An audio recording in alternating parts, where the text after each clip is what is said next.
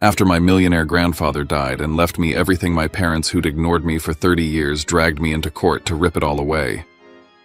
The moment I walked into that courtroom, my mom rolled her eyes like I was an inconvenience, another burden she never wanted. But the judge, he froze. He stared at me as if he'd just seen a ghost. "Wait, the charges are against you," he said, his voice cutting through the room. And in that second, I realized something almost tragic. They were about to go to war with a man they never even bothered to know. They had no idea who I had become or what I was capable of, and by the time they found out, it was already too late. My name is Troy Calum Wynn, and this is the part of my life I never thought I'd say out loud. Before I share my story, I want to know you're here with me. Just say "listening" in the comments, or tell me where you are. I love hearing how far my story reaches. Sometimes even the smallest connection makes a story feel heard. Thank you. And now, here's my story. If my voice reaches you today, please consider subscribing. It helps more than you know, especially for someone who spent most of his life feeling unheard. The moment I pushed open the heavy wooden doors of the Denver Superior Court, the air tightened around me like a noose. Every step echoed as if the room itself was holding its breath. My mother, Nadine, spotted me first. She rolled her eyes with that familiar mixture of annoyance and contempt she'd perfected long before I ever learned to speak. My father, Gregory, regarded me with a smirk that wasn't quite a smile, more like amusement twisted with ridicule, as if he already expected me to embarrass myself. Walking toward them felt less like entering a courtroom, and more like walking straight onto a battlefield where the people aiming at me shared my blood. I kept my gaze steady as I approached the defense table, pretending not to notice how several heads turned. But I noticed everything: the sharp inhale, the murmurs dying mid-sentence, the sudden shift of posture across the room. When I looked up at the bench, Judge Miller had paused mid-page, his glasses sliding down the bridge of his nose as his eyes locked onto me. For a moment he didn't speak. Then he set his papers down, slowly studying my face like he was trying to match it with a memory he hadn't expected to confront today. "You're Troy Calum Wynn. You're the defendant in this case," he asked, his voice carrying just enough surprise to ripple through the room. The silence that followed was suffocating. Even the air conditioner stopped humming. I felt every pair of eyes land on me, puzzled, confused, stunned. The attorney representing my parents shifted uncomfortably, clearly thrown off by the judge's reaction. And I knew exactly why. Because I wasn't just the man being dragged to court. I wasn't the neglected son they assumed would crumble under pressure or retreat into silence the way I always had as a child. I was a senior prosecutor for the state of Colorado, someone who'd put away men twice as dangerous as my parents would ever be. But they never knew. In 30 years, not once had they asked who I was becoming, what I did with my life, or what kind of man their absence had shaped me into. Their ignorance wasn't an accident, it was a pattern. A part of me simmered with anger, another part felt strangely calm, as if I'd been preparing for this moment far longer than I realized. Every hidden scar, every quiet night in my grandfather's cabin, every choice they never witnessed had led me to this. Standing in that courtroom, I understood something in a way I never had before. This was the beginning of the truth unraveling. Their truth. My truth. The one they'd spent years pretending didn't exist. And as I sat down, placing my hands deliberately on the table, I whispered to myself, if they want a war over my grandfather's legacy, then they're about to face the part of me they never bothered to know. I grew up in Aspen, Colorado, but not in the way people picture when they hear the name. No cozy family breakfasts, no parents cheering at school games, no warm Christmas mornings. My mother, Nadine Dorrance, came from a wealthy real estate dynasty, the kind obsessed with maintaining their pristine image. My father, Gregory Wynn, was a rising politician who cared more about shaking hands than holding his own child. I wasn't part of their plan. I was the complication they tried to clean up quietly. When I was just a few months old, they sent me away to live with my grandfather, Laredo Wynn, in Telluride. The excuse was always the same: they weren't ready, they needed time. Parenthood would derail their ambitions. But the truth was simpler and sharper. I didn't fit the picture-perfect narrative they were building. I would have blurred the edges of their success. Telluride became my first real home. My grandfather's cabin sat tucked between pine trees and snowbanks, creaking in the winter winds, glowing gold from the fireplace at night. The radio in the corner played old jazz, and the smell of wood smoke clung to every blanket in the house. That was where I learned everything that mattered. My grandfather taught me how to think, really think, how to dissect an argument, how to hold firm in a debate, how to follow logic instead of fear. And above all, he taught me that a man's worth was tied to the promises he kept, not the family he came from. My parents visited occasionally, though visited is generous. They appeared a few times a year, always rushed, always distracted, always leaving before dinner. I remember watching them drive away each time, their taillights disappearing down the snowy road, leaving behind that familiar ache in my chest, a mix of hope shrinking into disappointment. For a long time, I thought their absence was unintentional. I convinced myself they were busy, overworked, or simply struggling to balance their lives. I told myself stories to soften the truth. But the truth didn't soften. The truth hit me the night I was 15. I had come downstairs to grab a glass of water when I heard my mother's voice on the phone. Her tone was sharp, impatient, almost cold. "He's just a tool, Greg," she snapped. "Your father sends the money every month because of him. If we take him back, we lose that." I stopped breathing. Every word sliced deeper than the last. I realized then that my presence in their lives had never been wanted. My existence had been a transaction, nothing more, nothing less. I stood there in the dark hallway, gripping the banister, feeling the foundation of my world collapse under me. But something else rose in its place. A quiet truth. A painful clarity. I wasn't kept because I was loved. I was kept because my grandfather loved me enough for all of us. And as that chapter of my life closed, a new one began inside me, a silent promise that one day I would define myself without them. As I moved through the last years of high school and into college, my grandfather became the single constant in my life, the one person whose presence felt like gravity. Every Sunday night, no matter how exhausted he was from a week of reading case files, or how drained I was from exams and part-time work, we sat across from each other at the old wooden table in the cabin. He always began the same way, leaning back, slightly, fingers intertwined, eyes sharp and calm. "What did you learn about people this week?" he would ask. Not what I learned in school, not what grade I earned, but what I understood about human nature. His questions carved out the foundation that would one day pull me toward becoming a prosecutor. He didn't raise me on rules. He raised me on principles. Everything shifted the year I turned 17. It was winter, bitter and loud outside the cabin when my grandfather collapsed in the kitchen. The stroke was mild, but the fear was not. I missed weeks of school to take care of him, helping him walk, making his meals, reading to him when the headaches were too heavy. My parents lived less than 3 hours away at the time, yet not once did they show up to see him. Not a call, not a message. I tried to convince myself they didn't know how bad it was, but even at 17, lies like that didn't survive long. When I was accepted into the University of Chicago to study law, he celebrated more than I did. I can still hear him telling me, "You're the only one in this family who understands what honor means." He said it softly, not as praise, but as a truth he'd carried for years.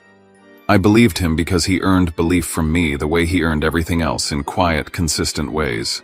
During winter break of my second year, I came home to Telluride expecting the usual hot tea by the fireplace, my grandfather asking me about my classes, maybe a long walk through the snow. Instead, I found him sitting at the dining table with his attorney. Papers were spread out, and his expression was heavier than I'd ever seen it. He waved me over his hand, trembling just slightly, and told me he wanted me to witness a change he was making. He revised his will that day. Every property, every investment, every dollar he saved through decades on the bench, he left all of it to me. When I asked why, he didn't hesitate. "Because you've shown up more in my life than all of them put together." No anger, no bitterness. Just a fact delivered with the same calm he used when teaching me law. It didn't take long for my parents to find out. They arrived in Telluride unannounced, stomping through the snow like a storm in human form. My mother accused me of manipulating him. My father claimed I exploited his condition. They spoke as though I'd stolen something from them, something they believed they were entitled to by blood alone. My grandfather stood there frail from recovery, yet still iron-willed. He ordered them out before the sun had even set. Snow was falling so hard that night we could barely see the road, but he didn't waver. He protected me the way they never had.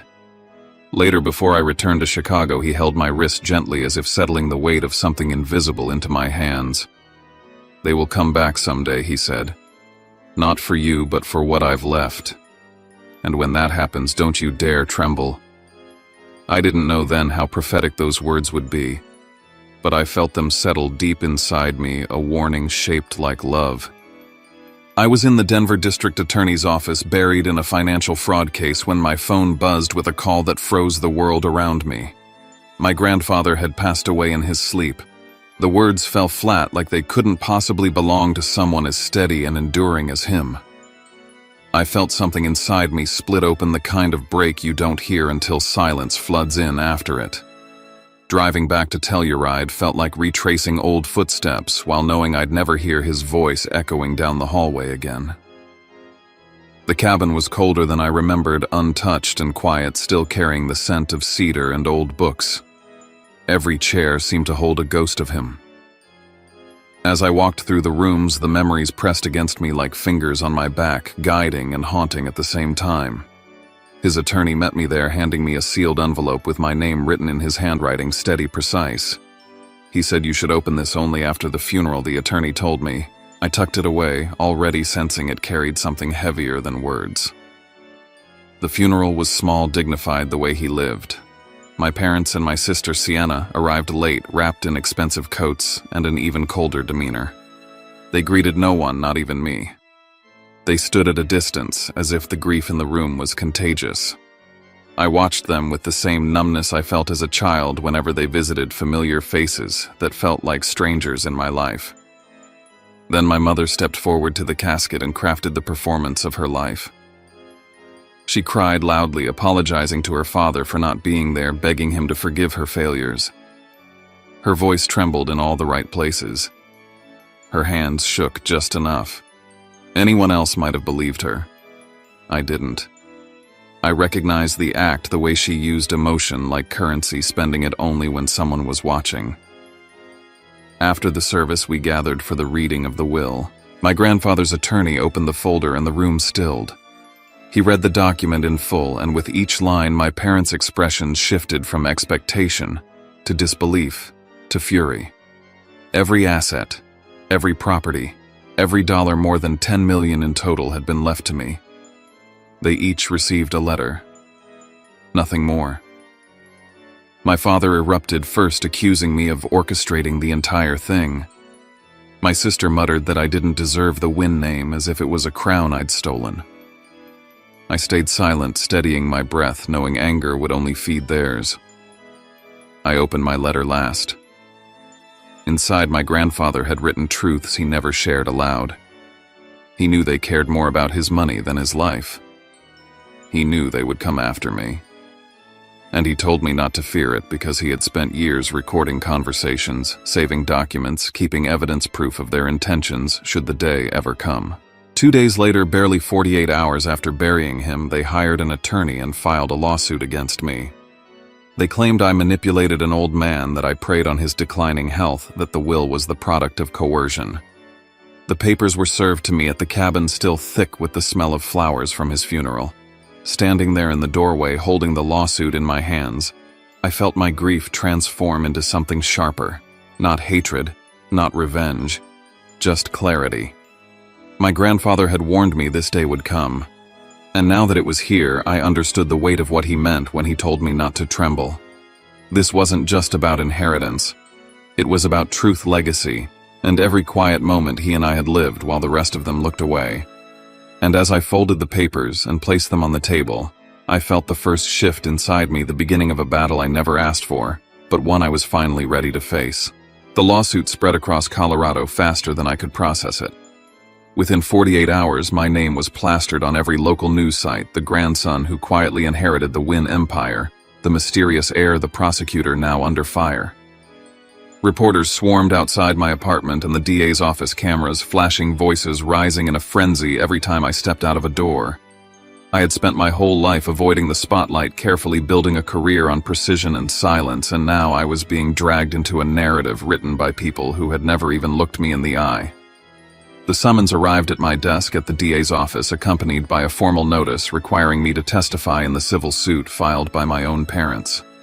That alone should have been surreal, but the real shock was how the attention made me feel exposed, vulnerable, like my childhood was being peeled open for the world to inspect. I wasn't scared of court. I had lived in courtrooms for years. I was scared of being forced into the same arena as my parents, forced into their games of optics and manipulation, forced into their version of the truth. I was ordered to hand over any documents related to my grandfather's revised will. I spent nights pulling old files from storage boxes, reading through papers I hadn't touched in years, each page reminding me of moments I wasn't ready to relive.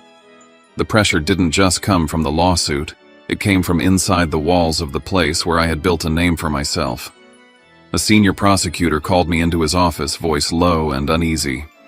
Because I was under investigation in a civil dispute, he said they needed to avoid conflict of interest. Effective immediately, I was placed on unpaid leave for 2 weeks.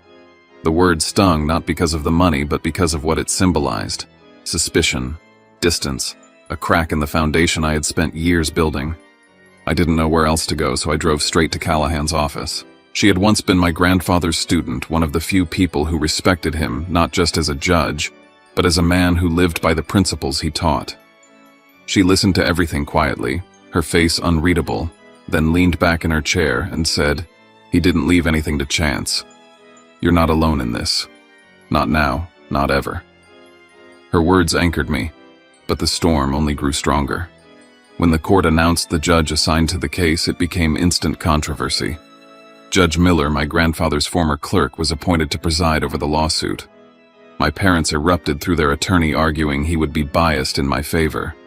Meanwhile, the public chewed on the story like it was their latest entertainment. Their legal team escalated by accusing me of taking my grandfather to a secret hospital to influence his mental health.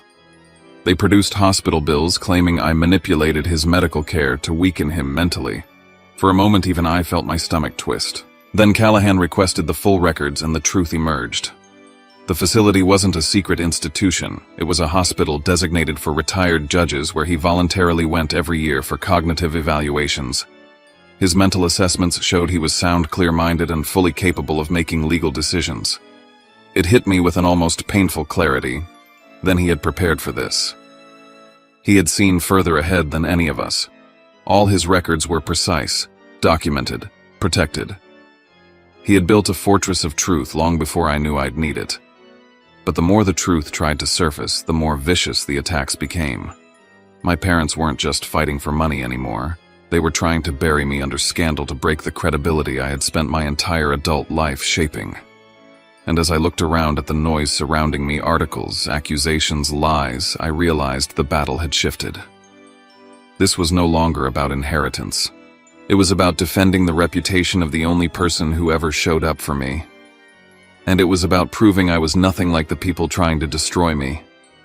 By the time the deposition hearings approached, the pressure felt like a physical weight on my chest. My parents had hired a PR firm known for bending narratives, and suddenly every radio program and podcast was dissecting my life as if they'd known me for years. The story being spun painted me as the greedy grandchild who preyed on a vulnerable old man. No one bothered to ask why the people accusing me had barely visited him in 20 years. To defend myself, I started speaking softly about the last years of my grandfather's life. I spoke about his independence, how he still managed his portfolio, how he read case law every night like it was scripture, how his memory remained sharper than mine. He had never been the confused, manipulated victim they portrayed. He had been deliberate and aware until the end. Then came the first hit from the other side. They produced a witness, a former employee from the cabin, who claimed my grandfather had begun forgetting important details and had seemed confused during the period he changed the will. The accusation was so blatantly false that it almost felt laughable, except I knew exactly who he was. A man my grandfather had fired for stealing antiques from the house. A man with a personal grudge and every reason to retaliate.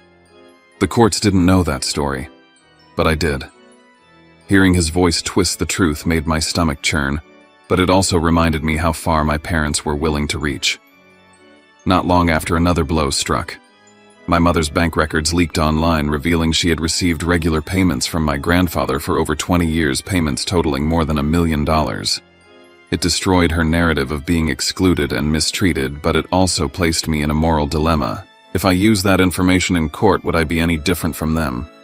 Weaponizing old wounds to win a battle felt like a betrayal of everything my grandfather taught me. Right when I was drowning in that debate, my sister Sienna sent me a message. It was short, nearly shaking in tone, asking me to meet her privately. She said our mother had lied about a lot more than I knew, that she couldn't carry the guilt any longer. I didn't know what to expect, but I went. When she saw me, Sienna broke down, confessing that our mother had once begged our grandfather to place all his assets into a trust under her name. She admitted he refused, and that this rejection fueled years of resentment and distance. She also admitted she had been pressured to support our mother's narrative even when she knew it wasn't true. Her apology was raw, and hearing her say the words I had suspected for years still hit my chest harder than I expected.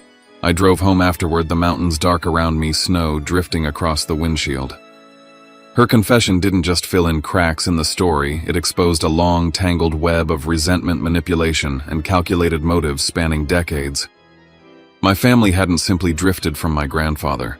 They had orchestrated a narrative against him built on lies and self-preservation. This was never just a fight over money. This was the unraveling of years of deception, and I was finally standing in the center of it, staring at the truth they had spent a lifetime trying to bury. The morning of the final hearing arrived with a chill that settled deep into my bones. As I stepped out of the car, a wall of reporters surged toward me. Shouts, overlapping microphones shoved forward, camera flashes bursting like gunfire. I felt the familiar urge to retreat, but I forced myself to breathe steady and controlled, repeating my grandfather's words in my mind. Truth doesn't need to shout. It only needs to stand firm. And so I walked through the chaos, as if moving inside a quiet tunnel only I could hear. Inside the courtroom, the tension felt thick enough to touch. My family sat on the plaintiff's side, my mother in an elegant black dress designed to look somber. My father stiff with rehearsed indignation, my sister staring at her hands. Their attorney, Richardson, radiated confidence. I took my seat beside Callahan, who whispered once, "Remember who taught you to fight." I nodded. Richardson began the proceedings with the same narrative they'd been building for weeks, insisting I had preyed on my grandfather's vulnerability, isolating him to force him to rewrite his will. He walked through each accusation with the smoothness of someone who'd done it hundreds of times. As he spoke, my mother delivered a performance worthy of an award. She cried softly, voice cracking, as she told the judge she'd been pushed aside by her father, that he had been confused and sadly manipulated by Troy. Every gesture was calculated, and watching her felt like watching a stranger wear her face. Callahan rose calmly when it was her turn. Instead of attacking, she presented facts with clinical precision.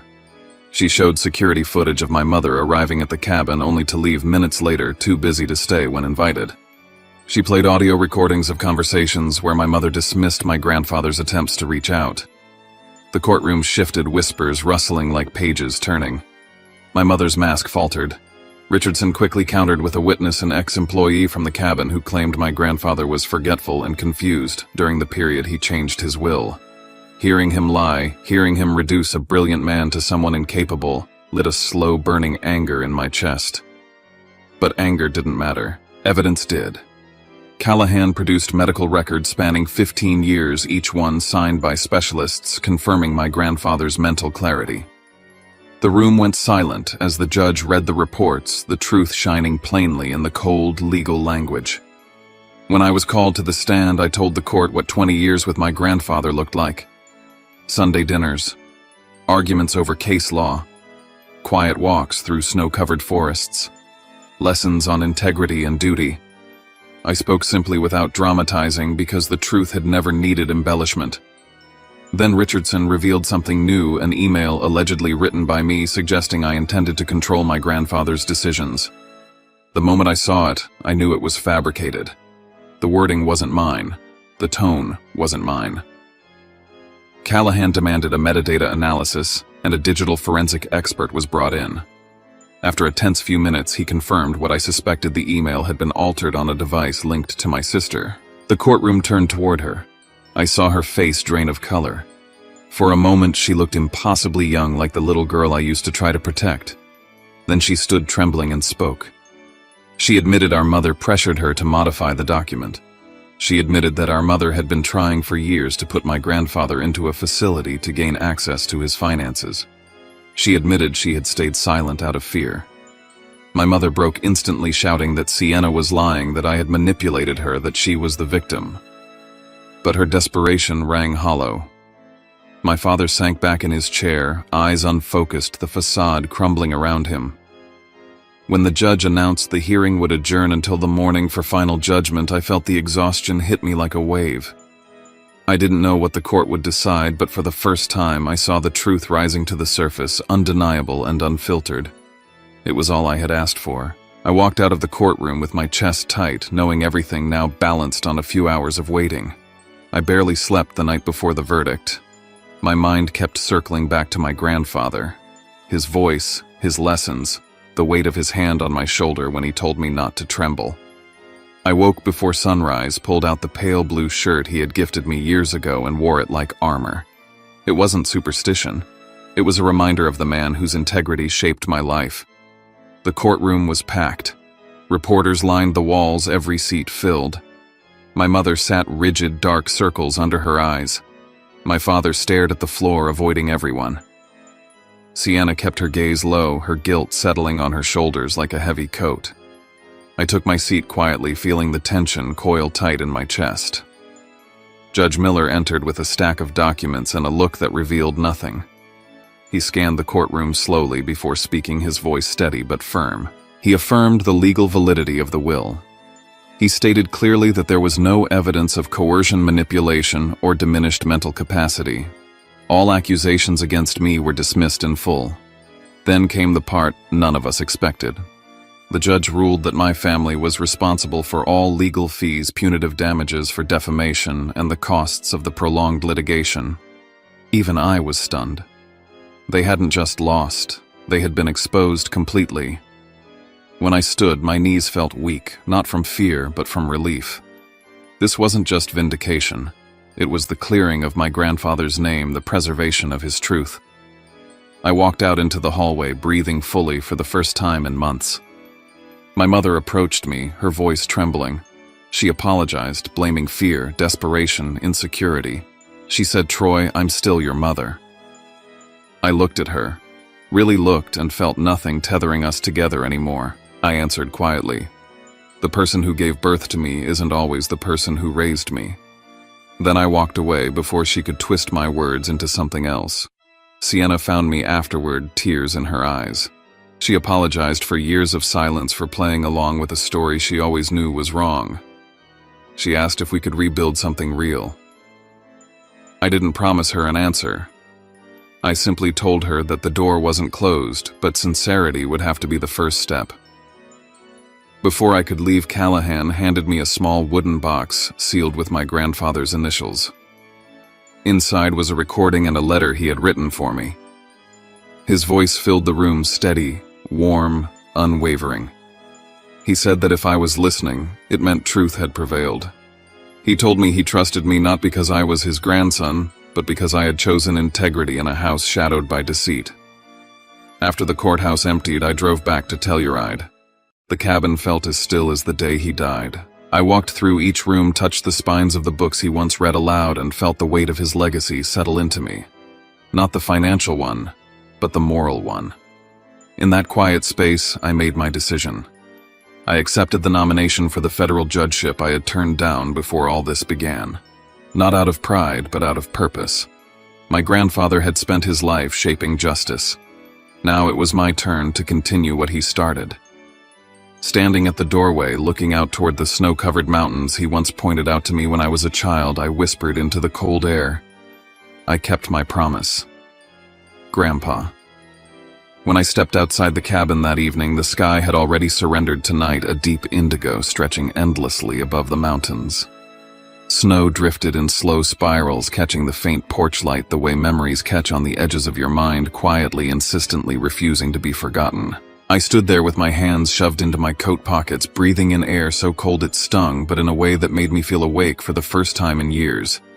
Everything that had happened, every accusation, every lie, every moment in that courtroom, where I felt myself unraveling and rebuilding at the same time, hung over me like the fading remnants of a storm. And for the first time I realized I wasn't standing in the aftermath. I was standing in the beginning. I thought about the man who raised me, about how he had carried himself through a lifetime of judgment, conflict, and the weight of other people's choices, yet never once surrendered the part of himself that was rooted in truth. I had spent years thinking I needed to live up to him. But somewhere along the way I understood that wasn't what he wanted. He didn't raise me to be his echo. He raised me to be someone capable of facing the world without losing himself. And standing on that porch, listening to the wind drift over the pines, I realized I had done exactly that. What struck me most wasn't winning the case or the inheritance, or even the respect I had fought so hard to preserve. It was the quiet understanding that despite everything my family tried to do to fracture my identity, I had built a life that wasn't defined by them. My worth wasn't tied to their approval. My strength wasn't born from their absence. It came from the moments my grandfather chose me, not because he had to, but because love, when real, is a choice made again and again. People always talk about closure as if it's a door you lock behind you, but that's not what this felt like.